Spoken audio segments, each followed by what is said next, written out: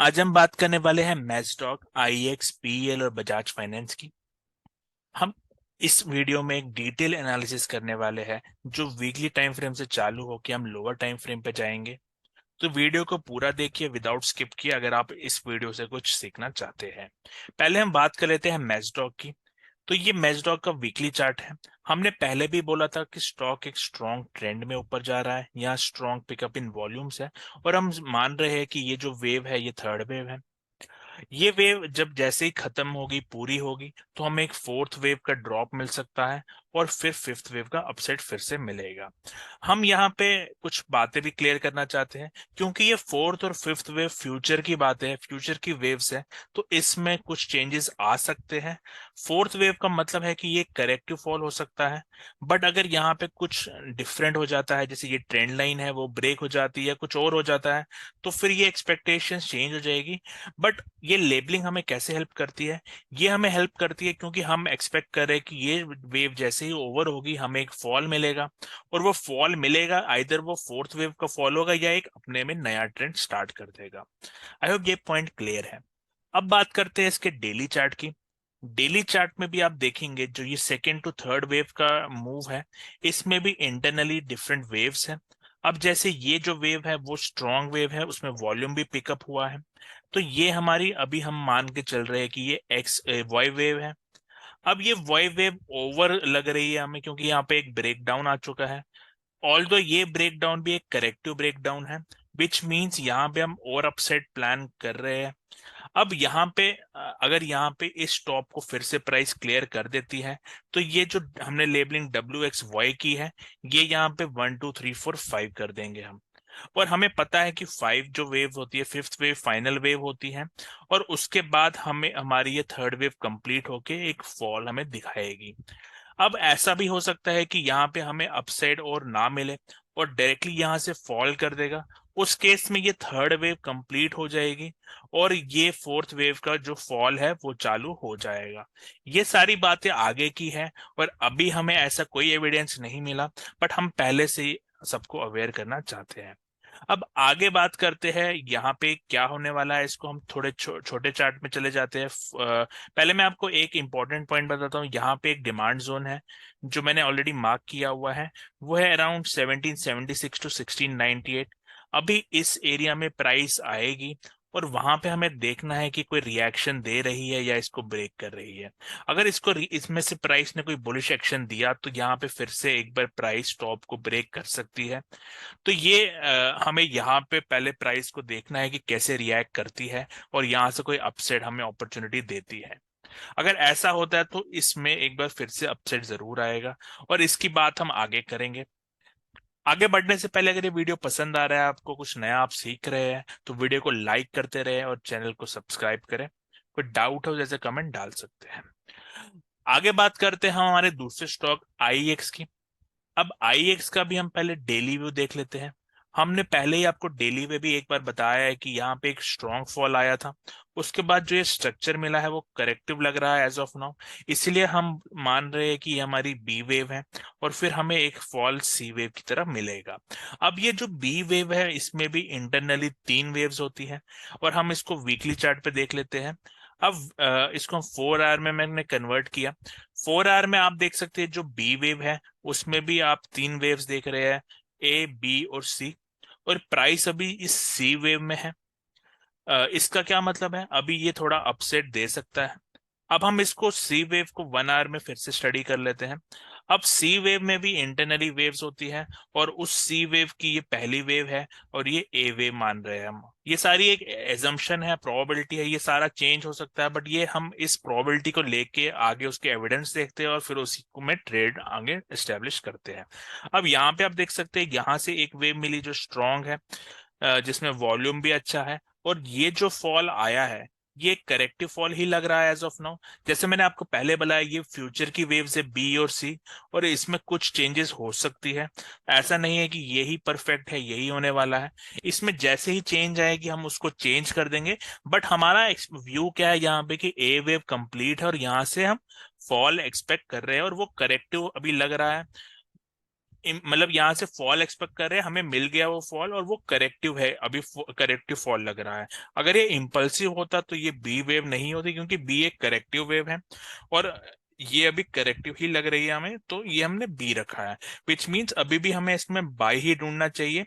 और ये जो सी वेव के लिए यहाँ पे एक बार प्राइस अपसेट जाएगी, और वो उसको ढूंढने के लिए इस एरिया में जब भी प्राइस आएगी अराउंड 123 to 120, इस एरिया में हमें कोई बाई सेटअप इसमें मिलता है तो वो हमें लेके ये हमें नेक्स्ट अपसेट की प्लान करना चाहिए। तो अभी तक आईएक्स से हमें ये इंफॉर्मेशन मिली है, और अगर इसमें कुछ चेंज आता है तो हम आगे इसको अपडेट करेंगे। तो अब बात करते हैं नेक्स्ट स्टॉक जो है हमारा पिरामल इंटरप्राइज। अब मैं इसमें भी सेम आपको एक बार वीकली व्यू दे देता हूँ। तो वीकली में अभी आप देख सकते हैं यहाँ पे हमें एक स्ट्रॉन्ग ब्रेकआउट आया था। तो ये हम जो पहला हम इसको मान रहे हैं कि ये हमारी पहली वेव है, और इसके अभी ये पहली वेव है, इसके अंदर की वेव्स हम स्टडी कर लेते हैं। अब उस प्राइस के अंदर भी आपको देखेंगे कि आप प्राइस 1 2, ये हम मान रहे हैं कि ये थर्ड वेव है, क्योंकि यहाँ पे अगर आप देखेंगे प्राइस ने एक स्ट्रॉन्ग गैप अप दिया है और स्ट्रॉन्ग वॉल्यूम पिकअप है। तो ये सारी एक प्रोबेबिलिटी होती है और इसमें चेंजेस हो सकते हैं। तो अभी हम इसको मान के चल रहे हैं कि ये थर्ड वेव का ही पार्ट है, और यहाँ पे ये जो करेक्शन मिल रहा है वो फोर्थ वेव है आपकी, और फिर यहाँ पे आपको फिर से एक अपसाइड मिलेगा फिफ्थ वेव का। और ये सारा आपका जो part of the A wave है, जो वीकली की ए वेव है।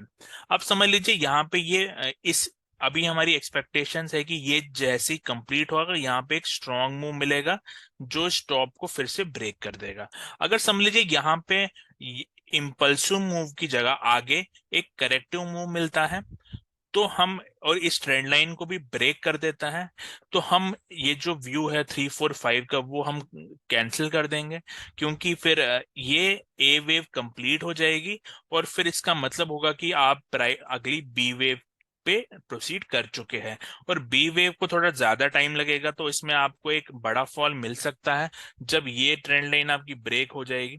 तो इसकी बात आगे करेंगे, क्योंकि अभी हमने लास्ट वीडियो एक बार यहाँ पे बनाया था जहां पे हमने यहाँ पे बोला था कि चार्ट में एक डाइवर्जेंस है और हम फॉल एक्सपेक्ट कर रहे हैं, और वो फॉल हमें मिल चुका है ऑलरेडी। अभी भी स्टॉक को अगर आप 4 आवर में देखेंगे तो यहाँ पे जो मूव है अभी एक करेक्टिव लग रहा है, विच में यहाँ पे थोड़ा फॉल और आ सकता है। या ये हमें मतलब इसमें कोई एविडेंस नहीं है अभी कि ये यहाँ से सीधा अपसेट जा रहा है या नीचे आ रहा है। बट शॉर्ट टर्म में अगर हम बात करें तो हमने इसको एक अपडेट दी थी आपको यहाँ पे कि एक मिनट मैं इसको 15 मिनट में बता देता हूँ। 15 मिनट मैंने यहाँ पे बोला था कि ये जो मूव है यहाँ से हमने अपसाइड एंटिसिपेट किया था। ये जो मूव है ये फास्ट है और इसके बाद का मूव है वो करेक्टिव है, इसीलिए हमें ये जो मूव मिला आज देखिए आप फिर से प्राइस ऊपर गया। हमने बोला था कि ये जो लेवल है ये फिर से टेस्ट हो सकता है, और आज इसने वैसे ही ट्राई किया है। ऑल दो ये अभी कंप्लीट नहीं हुआ, बट मैं अगर इसको 5 मिनट में ले जाऊंगा प्राइस को, तो यहाँ पे आप देखेंगे कि इस लेवल को एक बार प्राइस जरूर निकाल सकती है, क्योंकि ये जो मूव है ये करेक्टिव लग रही है और ये एक इम्पल्सिव लग रही है। तो ये जो लेवल है ये एक बार ब्रेक हो सकता है। बट ओवरऑल जो हम बात करें, हम लंबे टाइम फ्रेम की बात करेंगे, तो हम ये एक्सपेक्ट करें कि ये फोर्थ वेव है और इसके बाद आपको फिफ्थ वेव मिल सकता है। क्यों? बट वो आगे की बात है। अगर ये समझ लीजिए ये ब्रेक हो जाता है तो फिर हमें इस व्यू को कुछ चेंजेस लाने पड़ेंगे या हम अपडेट करेंगे इसके आगे क्या सिनेरियो है। बट अभी के हिसाब से ये हमारा व्यू है पिरामल इंटरप्राइज का। अब बात करते हैं हम अपने अगले स्टॉक बजाज फाइनेंस की। इसका भी पहले हम वीकली व्यू ले लेते हैं एक बार। तो आप वीकली में देखेंगे हमने ये इस लेवल पे यहाँ पे बाई दिया था। इसका रीजन ये था कि यहाँ पे एक इम्पल्सिव मूव था, और हमने बोला था कि ये पूरा होने के लिए प्राइस इस लेवल के ऊपर जाएगा, और वो जा चुका है। अब ये वीकली के हिसाब से हमारा ए बी और सी है। अब हम इसको डेली चार्ट पे ले आते हैं। डेली चार्ट में आप देखेंगे कि ये सी अभी कंप्लीट नहीं है, और उसका जो पहला वेव बोलते हैं वो ये है ए, और जो ये अभी आपको फॉल मिल रहा है वो हमारा बी वेव है। और इसके बाद आपको फिर से एक अपसाइड मिलेगा जो है सी वेव, और वो स्टॉप को ब्रेक करेगा, और फिर हमारी सी वेव कंप्लीट होगी। अब क्योंकि इसमें भी ये जो बी और सी है ये अभी चल रहा है, बी चल रहा है और सी फ्यूचर वेव्स है, तो ये एक एजम्पशन है ऐसा कुछ होने वाला है। अब इसमें क्या हमारी एक्सपेक्टेशंस है, जैसे अब 4 आवर में मैं इसको कन्वर्ट कर लेता हूं, तो आप देखेंगे जो ये सी वेव का फॉल है वो भी एक एबीसी में आया हुआ है। बट यहाँ पे आप मैकडी में आप देखेंगे, अभी ऑल दो यहाँ पे डाइवर्जेंस है, बट वो ये डिपेंड करेगा कि अगले कुछ दिनों तक मोमेंटम कैसा रहेगा। जैसे मैं इसको आप इस लेवल पे ले जाता हूँ, मतलब ये अगर यहाँ पे एक स्ट्रॉन्ग फॉल आ गया तो ये डाइवर्जेंस हट जाएगा और मोमेंटम में आ जाएगा। तो अभी भी इसमें आप कुछ कह नहीं सकते कि ये सी वेव है या ये और आगे जाएगा। बट अभी के लिए मैं जो मतलब बड़ा चार्ट का व्यू है वो ये है कि ये सारा part of the B wave है, और फिर यहाँ से हमें एक इम्पल्सिव मूव मिलेगा जो टॉप तक जाएगा। अगर समझ लीजिए यहाँ पे जो 4 आवर्स में वापस आ जाता हूँ, अगर समझ लीजिए यहाँ पे आपको एक करेक्टिव मूव ही मिलता है, करेक्टिव मूव इस टाइप का मिलता है जैसे ये बी मिला था वैसे ये करेक्टिव मूव मिलता है, तो समझ जाना प्राइस में और फॉल आएगा। और अगर इम्पल्सिव मूव बी मिलना है तो स्टॉक को पहले ये ट्रेंड लाइन ब्रेक करनी पड़ेगी, और ये सारा एविडेंस हमारे पास 4 आवर्स में अभी है। अब हम इसको आर्ली में जाके देख लेते हैं। तो आर्ली में भी आप देखेंगे जो ये सी वेव है उसके अंदर ये इंटरनली वेव्स हम देख रहे हैं कि ये ए और बी और ये सी वेव चल रही है। सी वेव अभी कंप्लीट नहीं हुई है, अभी कोई एविडेंस नहीं है, पर एक बार ये जो लेवल है 7,000 का फिर से टेस्ट हो सकता है। अगर समझ लीजिए कि ट्रेंड लाइन ब्रेक हो जाती है, अभी ऑल ये जो मूव मिला है काफी मतलब ऐसा कुछ नहीं लग रहा कि ये स्ट्रॉन्ग मूव है, इसलिए इसमें अपडेट अभी मैं दे नहीं सकता कि ये स्ट्रॉन्ग इम्पल्स मुझे लग नहीं रहा। अगर ये ब्रेक होके फिर ये ट्रेंड लाइन ब्रेक करता है तो मे बी हमें कुछ अपसाइड मिलेगा।